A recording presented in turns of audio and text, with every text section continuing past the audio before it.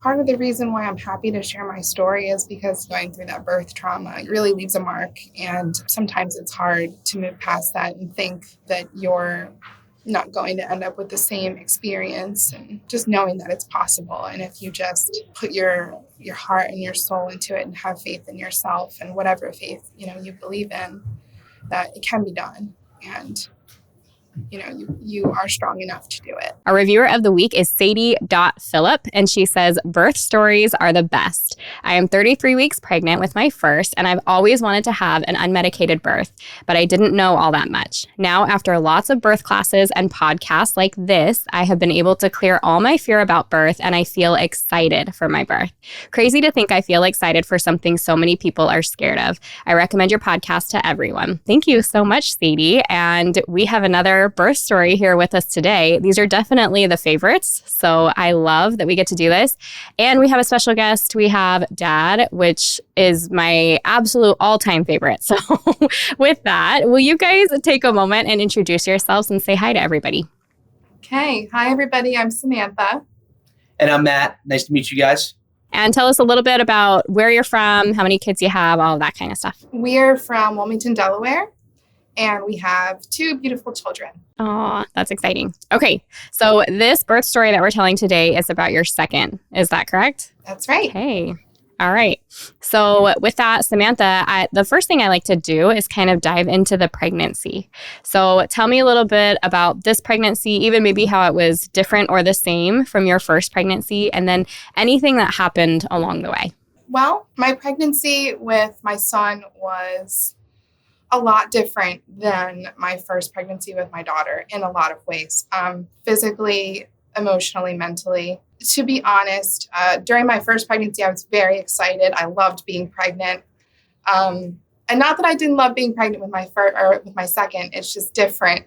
You're busier. It goes by faster. And everything was fine in terms of, the pregnancy. I was doing fine. He was growing well. When I got to about 28 weeks, I was diagnosed with gestational diabetes, which was different from my first. And from my first experience, I had a lot of trauma from my daughter's birth. So going into the second pregnancy, I had a lot of anxiety, just a lot of stress, worry. So that kind of overshadowed the joy that I felt a lot during the second pregnancy. Are you willing to share anything about your first, why it was traumatic, or kind of, I just think other moms that are listening might be curious and then wonder how you handled it moving into that second? So a lot of the reason why I decided to go and take this course was because of my experience with my first. I ended up being diagnosed with severe preeclampsia around 37 weeks, just before 37 weeks of my daughter, and basically had to be induced that night. My blood pressure was really high. They had found protein in my urine, so it was all very fast and sudden. Up until then, I hadn't had any issues, and then it just kind of came on, and then it was like full speed ahead. And yeah, the delivery was rough. I was in labor for 36 hours. I wasn't dilated at all. So I had to have the Foley bulb. I was on magnesium, a bunch of different other medications. My blood pressure was up and down. I was constantly being monitored every 5 minutes. It was very stressful. There were bits and pieces of it that I actually don't remember, just from being so overly medicated. By the time I actually was ready, well, I had gotten the epidural with her probably around 5 centimeters, not because I couldn't handle the pain, but because I was just so tired. I had been awake for 24 hours at this point with no rest. And it's like, how am I gonna get this baby out if I haven't had any rest? Like this, I'm exhausted. And then that ended up dropping my blood pressure too low. So then we had to, lower it. And it was really hard. We also had our child during COVID too, so that was kind Yeah. of tough off. So he was you the guys only just one had that the could be whole there ringer. with me. I had no other support people. So it was a lot on him too. He was told, I don't remember this, but he was told that I could not have a C-section, or they would strongly advise against it because I probably wouldn't survive. Yeah, so that's some trauma that you brought from your first into your second. You're okay. Again, I don't remember that being said. I don't know if I was, just not with it, or I don't know. But yeah, it was a lot. I ended up either developing pneumonia or pulmonary edema as well during my delivery, from all the fluid that I had in my body. They weren't exactly sure which it was. It wasn't clear in my chart when I went back later and discussed it with the doctors. So yeah, because of that, they, diagnosed me with a severe preeclampsia. And that's why she couldn't go through with the C-section, because of all the fluids that would have been up. It would have been a major risk. Mm-hmm. Yeah, wow. So, I mean, can I ask your husband, how was that for you? I was in the middle of COVID, and I still felt like I was like an 18-year-old kid. Here I am, a 30-year-old man, and I'm like, no one's coming. This is it. Like, you got to be there, dude. You got to get it ready. You got to get together. But in like the meantime, I'm terrified. I'm absolutely terrified. I'm frustrated, and I'm looking at essentially two human beings that I just want to be healthy and safe. I just want to bring them home and get started with our lives. That was that woke me up.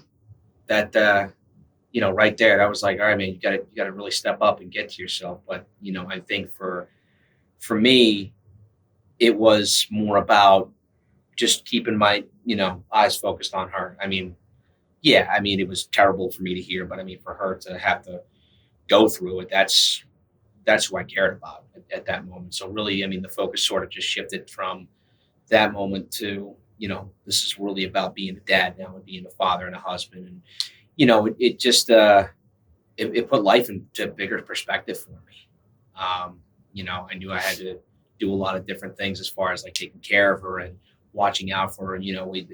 There's stuff I was like, wait, this is like a thing? This is real? I'm like, oh, okay. I guess we got to figure that out now. So, all right, but, I mean, once Vivian was born, I mean, I really got into it. I was, really, really excited that she was here. We could, start to live our lives a little bit together and, kind of come together. And I really liked, the hospital part of it too. Well, me minus that portion of it, getting involved and actually understanding a lot more of it from the course too. That actually really helped kind of putting the puzzle pieces together.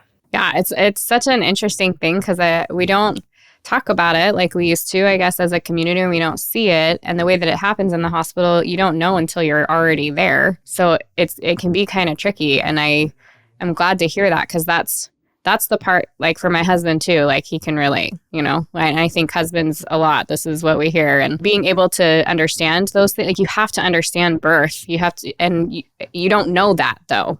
But if you don't, then, and you go in blind, then it can be really scarring and scary. But when you have those tools, then you can kind of walk through and make decisions together and feel a little bit more on top of it. So, right. And just to piggyback off that, we did go into it blind.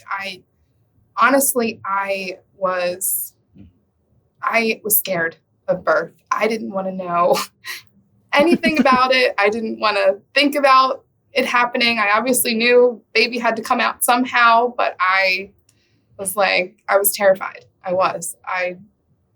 just, was like, oh, people do this every day, like it'll be fine. I'll be fine. I don't need to watch it. I don't need to know about it. I just am going to go in and yeah, it'll be good. So I didn't prepare myself the first time around and was definitely not prepared for any of that. But I mean, here in kind of what we were saying earlier, we didn't have that time. We had no choice. We were, not we, she was robbed of that, a lot, both of us were, Because, I mean, I'm sitting at work and I get a phone call saying, my blood pressure's high. We're going to have a phone call tonight. Okay, I'm going home. So, I mean, I get in the car, I'm going home, and I'm just like, hey, are we going to go have a baby? They were like, no, we got to wait for a bed. And I was like, oh, wait, yeah, no, they got to schedule it. I was just like, oh, all right, well, now I'm home. So that's a good thing. But I mean, for the most part, like, I'm like, dude, I just got the phone call in my life. Like, we're going to have a kid now. Wow. Like, I did not get ready for that. Like, next 2 weeks, I would have been ready. But, like, we were still living our lives as just husband and wife. We weren't ready for that yet. Well, thank you both for sharing that and sharing your experience, because you're not alone. And so for moms that are listening, couples that are listening, like, you're not alone. And I can relate to that. I mean, we even took hospital classes. I was curious about birth. I wanted to do it unmedicated, if you know a little bit about my story. But I too went in blind, and I had a similar experience in the sense that, like, nothing that I had planned for or wanted happened. And I came out the other side going, whoa, I need to know a lot more. Anyways, and that's what we get to do today, right? We get to educate all these mamas together and tell them what's up. So I love that. Okay, so let's go back to this current pregnancy then. Things are pretty chill, but at 28 weeks, you said you were diagnosed with gestational diabetes. Really quick, were you planning to give birth in a hospital again, home birth? What kind of provider did you have? I was planning to give birth in a hospital. With my history of the severe preeclampsia, I was already considered high risk. So I worked with not only my OB, but high risk providers as well. So I was monitored a lot more closely the second time around. And I made sure of that. I wasn't taking any chances of, it happening again. Once you develop preeclampsia the first time, the risk of it happening again is higher. So I wanted to make sure that I had a team of people that were going to know my history and, watch me very closely this time around.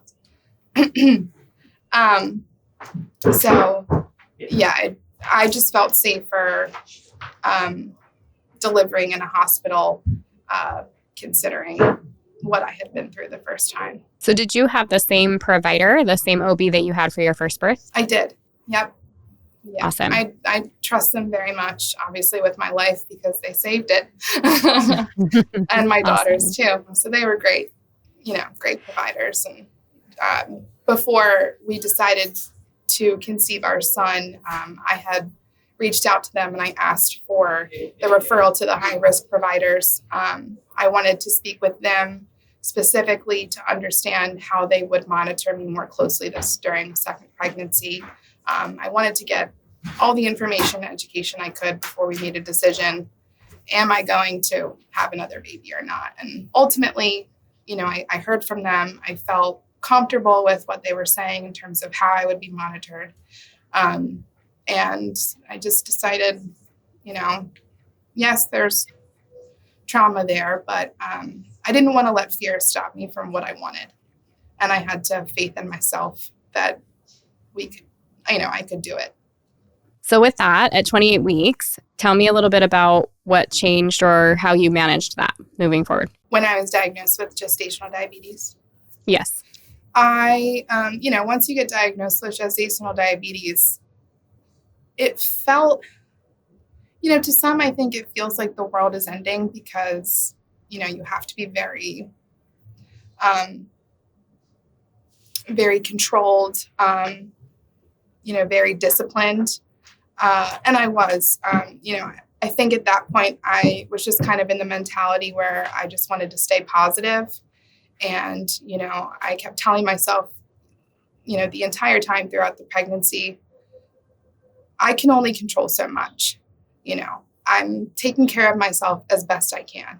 I'm exercising, I'm doing the, 3 exercises that was mentioned in the course, some additional exercising that's pregnancy safe.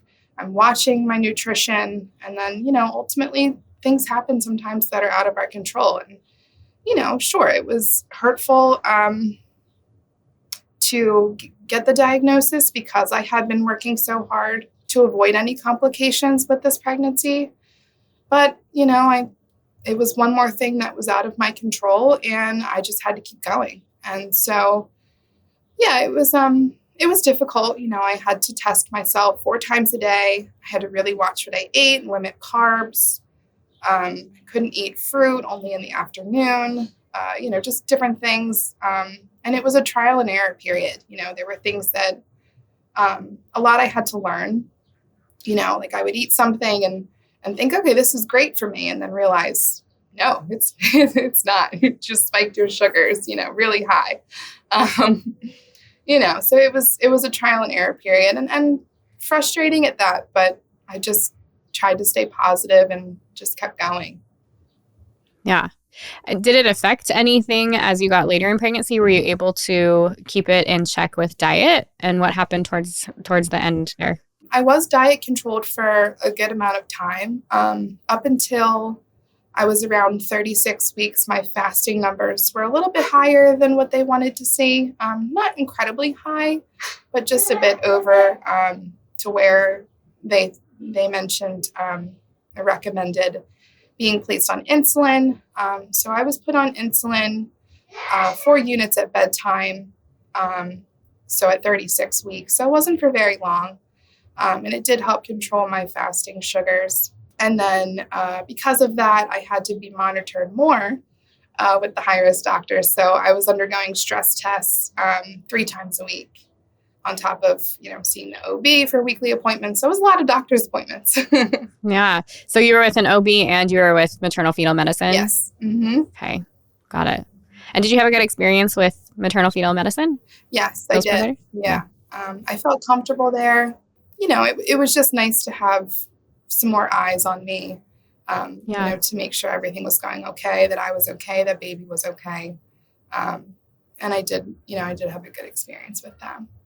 So Matt, let's jump into kind of asking you a little bit about birth partner support. So I'm curious how you felt. So she was just talking about gestational diabetes and monitoring that and how helpful you were with the glucose and or the insulin and all of that kind of stuff throughout. And you're a paramedic, which I think was awesome. That's kind of helpful to have all that information. But I'm curious to know, this time around, a little bit different from the first, you had some information. What was kind of your favorite things or the really important things that you feel like would be helpful for other dads to hear too, that you took from this and you were able to utilize with her during pregnancy? Sure. I think the, from the first time, a lot of the stuff kind of came back like very, very quickly to me. Not only that, a little bit of my, now that I actually had a little bit more of advanced training with birth, I kind of had a little bit of an upper hand too. So that also helped as well. But for dads who are just to the lay person, not really in the medical field, my biggest thing is that I will tell you right now, if the human race had to rely on the male species to reproduce, we'd be extinct. Period. End of sentence. Like, that's it. These ladies have the ball. So just listen. That's your biggest thing, is just listen. And sometimes it's hard to do because they want you to kind of give that give and take. Yes, I know. They want you to give that give and take. They want you to be that support. But then there's other times where they just don't want you to talk. And that's okay. There's nothing wrong with that. Just listen to them. Hear what they need. And in all honesty, you just want to make sure that they are, they have all the things that they need. And also to being an advocate for them, because sometimes, and don't get me wrong, the nurses are terrific, and I'm not going to say that they're not, but sometimes you need to advocate a little bit more for them, stepping up for, some of their care, because if something's wrong with them and they're just not seeing it, and them better than anybody else, because you do, you're there, you guys are together. You need to speak up to the nurse and say something. We had an issue with, there was an issue with her being put on oxygen at the wrong level. Now, I knew that as a medical provider, but I could see her starting to struggle to breathe. And I said to the nurse, I said, no, we're not doing that. We need to change this from the masks to the nasal. And, thankfully we did that because she had it on the wrong setting. So, my biggest thing is too, making sure that you're that advocate as well. All right. Will you tell me a little bit about your preparation that you did? So you talked about the birth course, but what were the things that you did? You said the 3 exercises. You mentioned some relaxation practice, some massage practice. What were kind of your daily things that you were making sure to hit every single day? And then those like weekly, monthly, what else did you add in that was really helpful? So I did the 3 exercises mentioned in the course every day. It varied at different times of the day, depending. but I always made sure I got up earlier in the morning before my daughter would wake up, and I would do some form of exercise, whether it was 15 minutes, 30 minutes, just something, quick.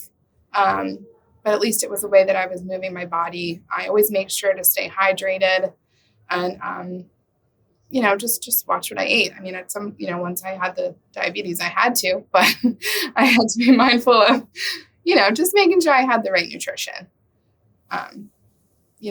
Like I mentioned earlier, I kind of went into it blindly the first time around. And so that was the driving force in taking this course and educating myself on how I can do it differently and what I can control to have a different pregnancy and a different outcome in terms of birth. So yeah, I really just made sure I stayed hydrated, ate right, and exercised every day. That's awesome. I don't think that there's anything better you could do. Yeah, It's like perfect. That's and wonderful. then, I remember listening to some birth affirmations and the Oceanside relaxation audio that you guys provide. And I would listen to that in the car, sometimes either going to work or before I went to doctor's appointments if I was feeling anxious. So it kind of helped to continue my positive attitude and just to relax a little bit. I was very mindful especially going into doctor's appointments. I was always very anxious and nervous about my blood pressure specifically, because I was always waiting for the other shoe to drop. Yeah. Right. And so, those kind of helped me regain focus and, just get a hold of the negative thoughts and racing thoughts and, center back into positive mindset and just reaffirm me that things are going to be okay and that, I can do this. How about coming up to the end of your labor? Was there anything that you did for preparation, like red raspberry leaf tea or evening primrose oil? Were you having any discussions with your providers about induction, or were they pretty lax on that? What did that look like? Yeah, so because I was diagnosed with the gestational diabetes, maternal fetal medicine had mentioned that it would pose more of a risk for me to go past 39 weeks. So they were talking about induction. I was scheduled to be induced July 29th, and then I ended up asking them to postpone it a little bit longer because it was going to be with a provider that I didn't know. It was another provider that was working that day, and it wouldn't have been with somebody from my practice. And I didn't necessarily feel comfortable with that just because, I was high risk and, I wanted somebody that was familiar with me, familiar with my history. So they ended up pushing it to July 31st, and it was going to be at night. Thankfully, though, he decided to come naturally on his own on July 31st in the morning. So That's awesome. I didn't have to be induced, which I was very happy about because I really didn't want to be. I didn't want to be induced. Just from my memories of what had happened the first time, I was very nervous about being induced again. And I didn't want it. I didn't want all that intervention. I wasn't dilated at all up at that point. So, I had to listen to what they were telling me. But thankfully it didn't end up happening that way. Yeah. So, and did you do anything to help things along, or were you just let it go? I mean, I walked a lot. I was very determined to get him out as much as I could. We tried other things, like sex and I walked a lot in the mornings, mostly just, tried things all day. I didn't have any tea or oils, but, I think I was doing certain exercises that would help. I focused a lot on breathing to prepare, doing things like my J breath or making nice low vowel sounds to kind of practice, for contractions and things like that. So I did a lot of that also. All right. So let's talk about your birth. Walk me through from that very first contraction all the way to giving birth. Okay. So like I mentioned, I was scheduled to be induced on July 31st that night. And around 2:30 in the morning, I felt what I thought was my water breaking. And I got up and I was like, oh, my water broke. It's time to go. Now, from my first birth, I didn't go through anything naturally. So this was all new to me. So we had our bags packed. We waited for somebody to come. I started having contractions about every 4 minutes apart. I was, bouncing on my birth ball, relaxing, doing my breathing. And then off we went to the hospital. And that continued. I was doing well. And then we got to the hospital and they tested to see if it was my water or potentially my mucus plug. And they said it was my mucus plug. It wasn't my water breaking yet. And so they would monitor me for 2 hours. And if things didn't progress, they were going to send me home. Now, in my mind, I'm panicking because I'm like, oh no, I don't want to go home like this. And, have my daughter be bouncing around like, mama this and mama that. And, as I'm contracting and in pain. And I didn't want to risk being induced because, like I said, I didn't want that to happen. So I'm like, all right, things better move along quicker. So, of course, everyone's telling me, well, things go along a lot faster when you have your second and, this and that. So I'm like, okay, good. Because it was really long the first time. So, yeah, about an hour as I was being monitored, in the hospital, my water broke. So I was like, okay, here we go. And so when my water broke, there was actually some meconium that came out with it. So, I had to be, more closely monitored with that. So, from there, it just really, it progressed quickly. I was about 2 centimeters when I went into the hospital that morning. By about 4 a.m., I was probably around 5 centimeters. So things were moving really fast. And then from there, I just skyrocketed to 9 centimeters like that. And you could tell. Yeah, like I said, the first time around, I was very heavily medicated. So things just felt different. All of this was new for me. So everything was happening naturally. I didn't have any of the medication I had the first time. I really focused on my breathing. My husband, Matt, and my mom was there as well. They were really my rock. I was having some back labor pains also. So, I was holding on to my husband and we were rocking back and forth, like doing the slow dance. And then my mom was in back and she was, doing the hip press. And it was, I was so thankful to have both of them there, especially as, labor progressed. But yeah, by the time I got to 9 centimeters, I was in a lot of pain. I was. I just remember like gripping on to my husband's sweatshirt he was wearing and I was just breathing. I'm like, okay, I can do this. I can do this. And, it's always like people are coming in and they're talking to you and they're like, oh, do you mind if, so-and-so comes in and watches and you're in the middle of a, contraction. I'm like, I don't care. It's okay. I just want this baby to come out now. So, yeah, things moved so super quick. He ended up being born at 8:43. So from 2:30 to 8:43, labor started and then he was here. So it was really, really quick. Wow. Yeah. Yeah, that is quick. Yeah. Even for a second baby, that's amazing. Yes, I know. I know. So, at one point I remember being in the transition phase, and when you're in it, it's hard to, think about all of these things, because you're trying to focus, you're trying not to concentrate so hard on the pain that you're feeling. So, we had the music playing, the lights were dim. I had 2 people next to me, like coaching me. I remember saying like, I can't do this. And I'm like, no, you can do it. You're doing it already. I'm like, okay. And I would just tell myself one more minute. So yeah, it really progressed. I pushed for 20 minutes and he was here. Wow. That's Yes, amazing. much different That's really from the neat. first. Yeah. How about as you were working through contractions and stuff, what were the things that were bringing you the most relief or that were the most helpful? Was it having those two people there kind of cheering you on? Were you rocking and swaying? Were they doing counter pressure? What did that look like? Yeah, all of it was helpful.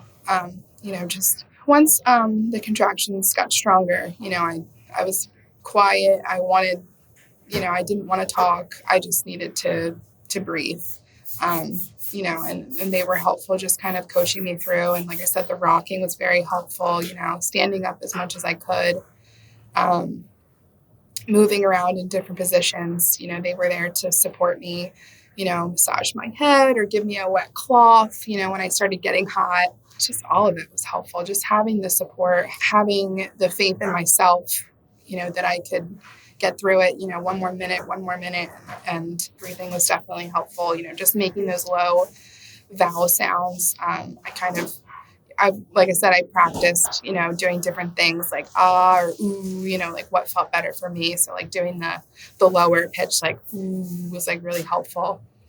Just kind of focusing on that. Were there things that you were telling yourself over and over and over again during labor? Yeah, just trying to stay positive. Like towards the end of my pregnancy, knowing that I had this induction date scheduled, I kind of prepared some different affirmations, and I actually got my daughter involved. I remember watching a video that you guys had in your course of mother's birth, and she had her kids surrounding her, and they all had posted affirmations around the room. So I thought, what good idea it could be to help include her in this as well, since I can't bring her there with me. For obvious reasons. But, I just wanted her to be a part of it. And so we actually took time, maybe a few days before, a week before, we made crafts together. So I had a picture of her and she had wrote on it or like drew on it. She was 3 at the time, so as best she could. But just wrote like "Go Mama" on it and some different things. So, I had my birth affirmations. I had her picture. So that was kind of like a focal point for me also. Like just thinking about her picture there and the birth affirmations I had. How about dad? What were the things that he did throughout your labor that were super helpful? Yeah, I mean, he was there, the entire time. Like I said, just letting me do what I needed to do. Or if, he would try to massage, my head or my back or different things. And I would say, no, I don't like that. Like, let's do something else, stop doing that.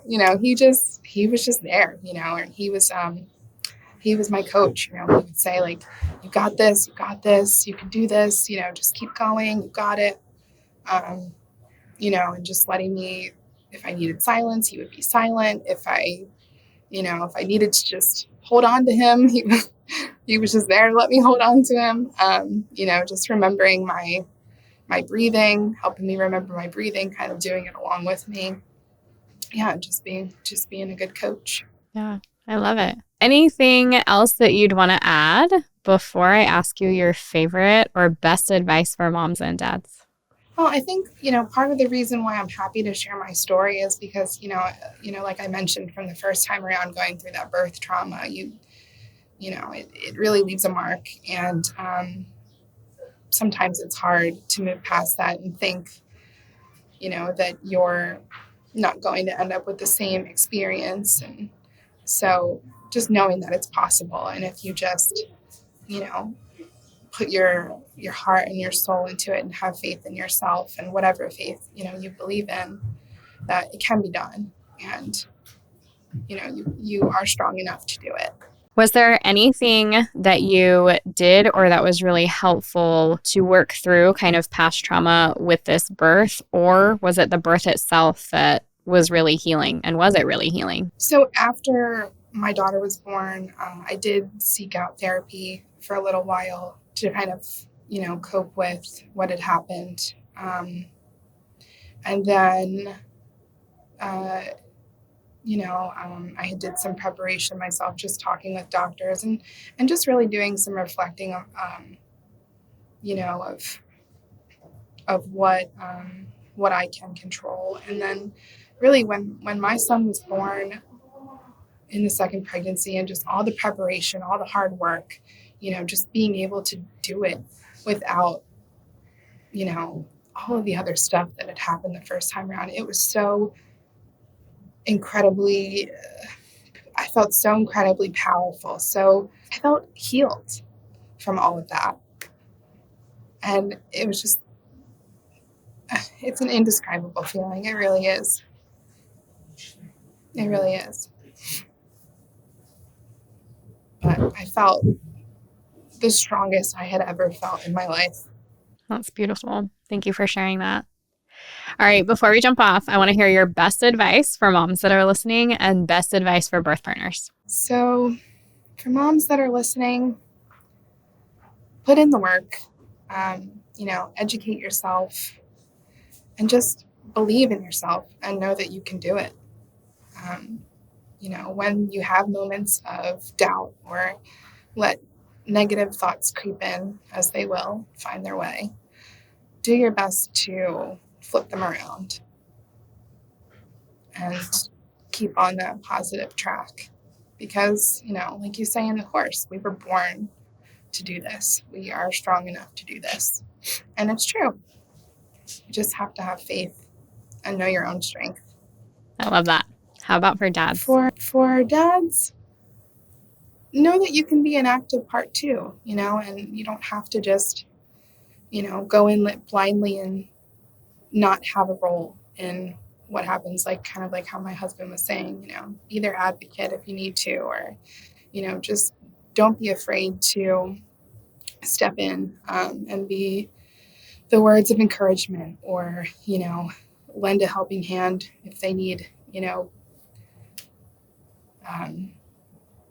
support in any way, whether it's physically, emotionally, just be there, lend an ear.